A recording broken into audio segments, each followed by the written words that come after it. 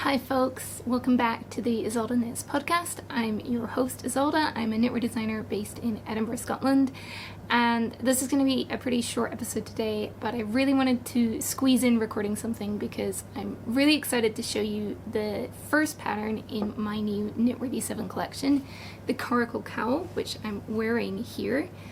And if you've already pre-ordered the Knitworthy 7 collection, you should have an email in your inbox with a link to download the pattern and also instructions on how to add the whole collection to your Ravelry library should you wish to do so. If you haven't pre-ordered, you can still purchase the Knitworthy 7 collection. When you purchase, you'll immediately get the Coracle Cowl, and you can purchase on my website ysolda.com or Ravelry. We will of course put links in the show notes to where you can get the pattern collection. And then you'll receive the Coracle Cowl pattern immediately, and then every other week for the next 10 weeks you'll get a new pattern in your inbox. So every other week, every other Thursday, you get a surprise new pattern. All of the patterns are accessories. They're intended to make great gifts. You can of course gift them to yourself. You are absolutely knitworthy. They're all small projects. They're designed to work for a wide range of styles and to be enjoyable to knit, because knitting gifts is much better when it's fun for the knitter as well as the recipient. So I wanted to tell you a little bit about the Coracle Cowl. This cowl uses one of my favourite constructions, which you might recognise if you made the Coracle Cowl from Knitworthy 6 last year.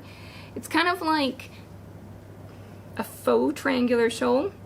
It looks like a triangular shawl or a wrap that's sort of nicely draped once you put it on, but you just toss it on and walk out the door. It's so easy. There's no trailing ends to tuck in or keep like rearranging it on your shoulders. It looks good with the point in front, or you can kind of twist it around to the side, but that's really all the fussing that you need to do. So it's super easy to wear, which of course is great if you're knitting it as a gift. The person you're knitting it for won't have to worry about them struggling to style it or not knowing how to wear it, and it kind of goes with everything. It's super snuggly, it's nice and long, sort of this way, so that when you put it on, it bunches up around your neck and you just want to like cozy down into it. And part of that is this gorgeous basket weave. It's an eyelet basket weave stitch pattern. It really has that illusion of being actual like woven fabric, but it's really easy to knit. It's just knits and purls and then some simple eyelets which are worked with a yarn over and a decrease. Super easy, and there are lots of like plain rows or rows that are just knits and purls so that you can relax. It's super repetitive in that really engaging kind of soothing way, and where because it's sort of worked in stripes, it's really hard to put it down because you could just do one more repeat. So that's one of my favourite kinds of knitting. I know from the popularity of Musselburgh that lots of you like those kind of repetitive, easy to memorize projects, so this one might be one you would enjoy. And we made 2 samples. I'll tell you a little bit about the yarn in a minute. I'm wearing this natural coloured one, and then we also made one in this gorgeous yarn from Essence of Autumn in this beautiful kind of slate blue. Lay that out. And it's kind of a weird shape when it's just laid flat. I'll like zoom my camera out a bit more, see if you can see that a bit better. So yeah, it's kind of a strange shape unworn, and you can really see the texture in this slate blue. And I love how the sort of really subtle, like hand-dyed semi-solid really works with that texture. And then if I flip it over, you can see that there is a join at the center back. So the cowl is worked flat. You make a shape something like this. So you start knitting here in this kind of corner. So as it's on your needles, it will be something like this. So you start in this corner with just a few stitches. I have just the very beginning of a new one on the needles so that you can see how that works. So this is after the first 20 or so rows, I think. So you start with just 4 stitches, and then you're increasing to create this triangular shape. It can be similar to some top-down shawls. And once you have enough stitches, you'll start working your stitches in the middle in this eyelet basket weave pattern. You can see unblocked how 3-dimensional this is. It's so puffy, and that's what gives us this gorgeous cozy texture.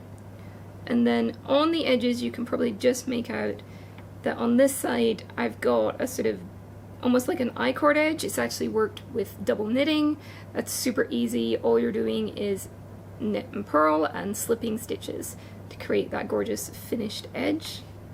And then there's a column of increases up each side to create this triangular shape. And when you get to here where this little corner happens, you will stop increasing on this side, and then this side is just worked straight. There's no shaping on this side throughout, so you will continue working in this direction, and you just carry on increasing on at the end of every right side row at this edge, and that will give you, when you actually go to wear it, a straight top edge. So this is the sort of shape when it's finished, when it's worn on your needles. You'll be creating this shape.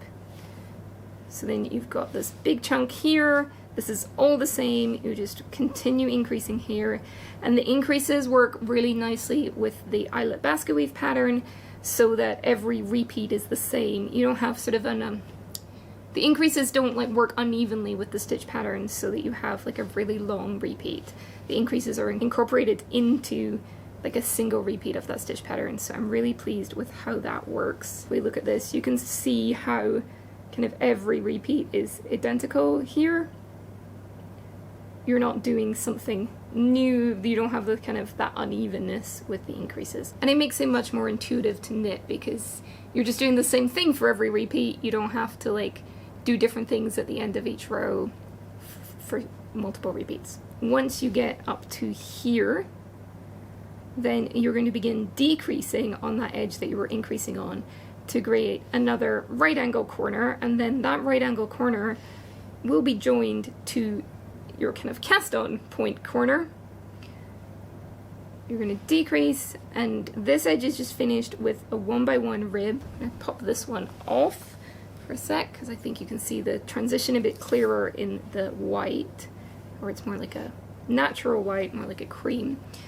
I think it's actually called Ecru, this color, which I do not know how to pronounce. I should have checked that. You can see how well the basket weave flows into this 1x1 rib. I really love how this transition works. It's so sort of organic and seamless. God knows what my hair is doing now I've pulled a cowl off. Anyway, so once you've created this shape, you'll block it. I find wet blocking works well for this. You don't need to pin it out or anything. You just want to make everything nice and smooth. Don't stretch it too much because you want to keep that sort of three-dimensional texture. So once you've blocked it, all your edges are nice and straight, then you'll take those two short ends from the beginning and end and bring them to meet each other at the center back. You can join that seam with a simple mattress stitch join. If seaming makes you nervous, we do have a really clear tutorial on mattress stitch here on YouTube, so I'll link to that. And the nice thing about this is that you're really setting yourself up for working that mattress stitch with a stockinette border on each of these edges. It's easy to seam together, it's easy to tell where you're seaming, and it's at the center back, so no one's going to notice it if it's not perfect. And then the only other finishing you've got left to do is to weave in your ends. As I said, we made two samples, this beautiful slate blue in this gorgeous kind of very subtle hand-dyed semi-solid that adds so much depth to the stitch pattern, is from Essence of Autumn hand-dyed yarn. This is by the dyer Cheryl Cox. You can find her on YouTube as Essence of Autumn and on Instagram. And Cheryl creates gorgeous art-inspired semi-solids, variegated and speckled yarns, and she's also a designer of knit and crochet patterns and creates some amazing, like, very dramatic lace garments with lots of drape and lots of volume that are absolutely stunning in her yarns. And Cheryl is a dyer based in Canada, which we wanted to go with some Canadian yarns for this project because we shot a lot of the photos on a trip to Canada, and my pattern director Bex now lives in Canada, so we thought it would be fun to use some yarns that are local to her as well as some British yarns, and hopefully no matter where you are in the world that opens up some possibilities for you, and also just inspires you to either work with these yarns or with yarns that are more local to you that have similar characteristics. This is Essence of Autumn's Prairie Sport /DK. It is a really bouncy rounded 3-ply superwash merino. 3-ply yarns tend to work really well for textured patterns because they are really rounded. If you have a 2-ply, you kind of have those, I don't know if I can show this with my arms, but you have those plies kind of interlocking and you get a sort of quite a textured yarn. If you have a 3-ply yarn, you have a 3rd ply that kind of fills in the gaps and creates this really rounded texture. So it's perfect for something like with this bouncy texture like the Coracle Cowl. And this is in the colorway Slate, and you will need 2 skeins for this project. This is partly the first project because it is the biggest project in the collection.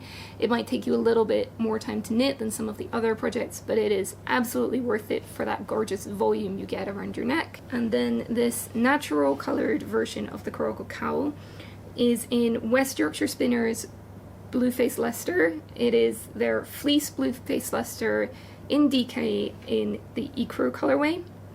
And this yarn is so soft. It's beautiful. It's got that sort of silky sheen that is common to Blueface Leicester.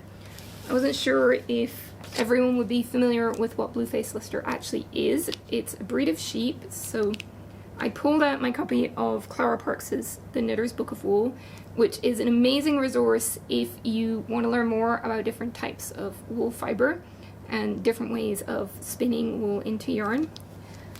It is, I believe, unfortunately out of print, but you may be able to pick up a used copy or get it from your library. If you can, it is well worth checking out. And so Blueface Leicester is in the long wool category, and long wool sheep are a distinctly British creation that originated in the fertile grassy lowlands and coastal plains of Britain. As the name suggests, long wool sheep grow long locks of curly fibre that often gather together into large, beautiful ringlets.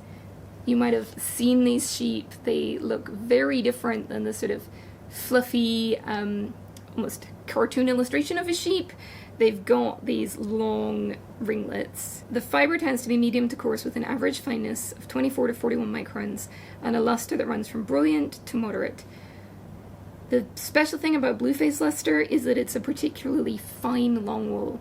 So you get both that luster that is sort of characteristic to long wools, but you also get the softness of a finer wool. It's not quite as soft and fluffy as merino, but honestly this one is soft enough to give a lot of merinos a run for their money. If you haven't tried Blueface Leicester before and you want to, the West Yorkshire Spinners one is a particularly good example of a Blueface Leicester. It's definitely soft enough to wear next to the skin unless you are particularly sensitive to wool. I would say if you could wear merino next to your skin, you should have no problem with this Blueface Leicester. And West Yorkshire Spinners are based in the UK, they're in Yorkshire, and one of the things that makes them special is that they carry out most processes either within house or within 20 miles of their own factory. If you're new to my patterns and haven't tried one before, or you're new to this Knitworthy collection concept, I know it can be kind of daunting to buy a pattern sight unseen from a new designer. You're not quite sure what you're getting, whether the style will work for you, whether the formatting will work for you. So I wanted to give you a little look inside the pattern. When you go to download the pattern, you'll see 2 different PDFs. One of them is kind of our regular format that works well printed out or on digital devices. You'll also receive a low vision PDF. It's particularly low vision accessible. It doesn't include any tables or charts, italics. It has large print. It also works better with screen readers. We're always open to feedback on those features if that is something that you use or that you know, or if you know someone that finds that helpful. It is a low vision accessible pattern, and we would love any feedback that you have on what works or things that could make that more accessible for you. The regular PDF works well printed or on digital devices, and it includes a table of contents so you kind of know how to navigate it, and a schematic, full information about the yarn, the yardage, gauge, needle sizes, And then there are specific directions for swatching in the basket weave stitch pattern, so you don't have to try and pull that out of the actual pattern directions, which include kind of that triangular shaping. You do get directions for making a sort of square swatch, so you can measure your gauge in the specific stitch pattern. I know that knit purl based patterns can be tricky to match gauge in if that gauge is only given in stockinette. Many knitters knit and purl quite differently, so you might get the same stockinette gauge as me or as another knitter, but your gauge in a pattern that's kind of equal amounts knit and purl might be quite different. You can see here we've also got written directions and charts for swatching. You can work from whichever you prefer, and then you can either use the written or charted directions for the whole cowl. So those are included as well. With the written directions, you'll also see a table of stitch counts. So we don't have the stitch counts in the actual written directions.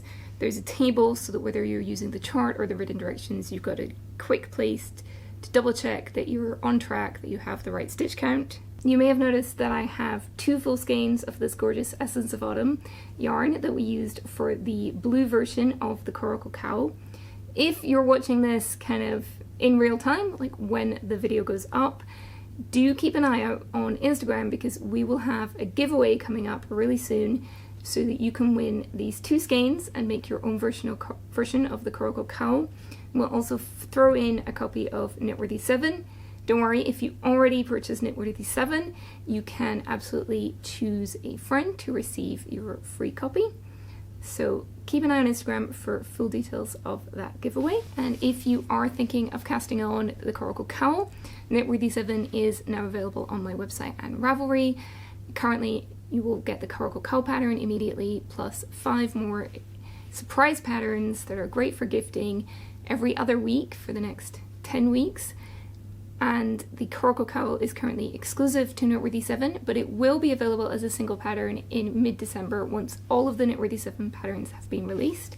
If you're thinking of casting on, do come on over to the Knitwork. It's where we're hosting the kind of Knitworthy social club with knit-alongs where you can join in and share your project and chat about knitting the Coracle Cowl, any other Knitworthy projects, or any other gift knitting projects. It's a great place to find a community of knitters who are working on these projects and working on knitted gifts. And I'll put a link to the Knitwork down in the show notes, and of course to where you can purchase Knitworthy 7. I don't actually have a huge amount of other projects to share. I have, however, been working on my Musselburgh sweater. I've been making kind of frustratingly slow progress on this. I have almost finished the first sleeve. I'm on the cuff. I just need to do maybe 1 or 2 more rounds of ribbing. It's a bit of a tangled mess here.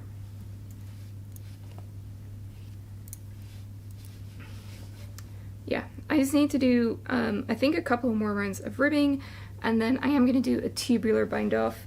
I love how that looks. I did that on the body. This is just the yarn that's, I've got my other sleeve stitches held on. So I did a tubular bind off on the body, and it is so worth the effort. I love this finish. I'm hoping to get this finished really soon so that we can take some pictures and put out a preview haul. I will keep you posted on that, but right now I am really hoping to finish this sleeve so I can get onto the second sleeve and avoid getting stuck on Sleeve Island for a while. It is definitely a real thing, you guys. Sleeves take forever. And I was in London over the weekend.